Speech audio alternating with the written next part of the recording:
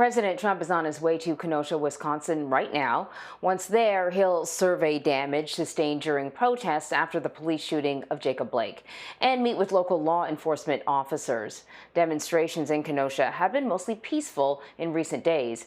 Mola Lengi is in Kenosha and spoke to people gearing up for the president's visit. Mola, what are people saying? How do they feel? Well, Anne-Marie, as you can imagine, a lot of different views. First of all, we have to start from the point of view that, the president has a lot of pockets of support in the Kenosha area. So, we've spoken to some people who welcome the president, who want to see the president, especially after, 7, 8, 9 days of the turbulence and the turmoil that Kenosha has gone through. They want the president to be on the ground to see the damage that this town has sustained. They want to hear a message of hope and of unity and of healing. And they think that President Trump can somehow provide that to them. Obviously, there are differing views. We've heard from your average person all the way up to the governor who say that maybe now is not the right time. The mayor of Kenosha, the governor of Wisconsin have said the president is always welcome, but right now we've been through hell. And that now is a time where we need to focus on the rebuilding, that the town is still fragile, it's been through a lot, and the distraction of a presidential visit is not what we need at the moment. We've talked to some folks who say, not now, not ever. We don't want to see this president here. He is too divisive, and this is not what this community needs, and it's not what it's all about. And then there's the more nuanced view of, sure, the president can come if he feels that he needs to be here, but he better offer something. He better offer some sort of message of unity, some type of healing, something that can contribute as opposed to detract. What they don't want to see is the president just show up for a photo op. Anne-Marie? The president spoke about whether or not he would be visiting Jacob Blake's family, and he said he would not be visiting the family. He spoke at a White House briefing yesterday. I want to play a little bit of that sound. Mr. President, why are you not meeting with the family of Jacob Blake while you're there? Well, I spoke with the pastor, wonderful man, the family's pastor, and I thought it would be better not to do anything where there are lawyers involved. They wanted me to speak, but they wanted to have lawyers involved, and I thought that was inappropriate, so I didn't do that.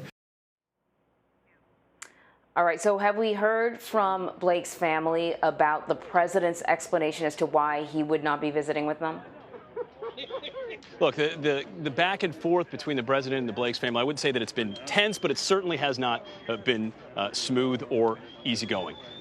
Jacob Blake's father had mentioned some frustration, some irritation, I guess, at the fact that during the president's nearly 70-minute address during the Republican National Convention last week, that he did not once mention his son's name.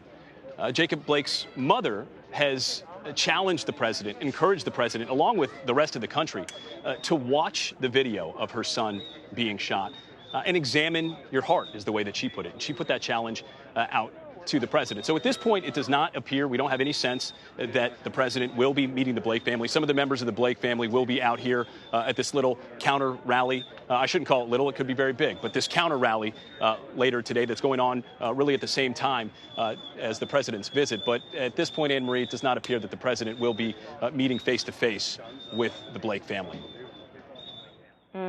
And I imagine, much like the people who live in Kenosha and in the surrounding area, when it comes to local officials, the feeling about the president visiting, I'm sure it's mixed. What are we hearing from local officials? What do they hope comes out of this presidential visit?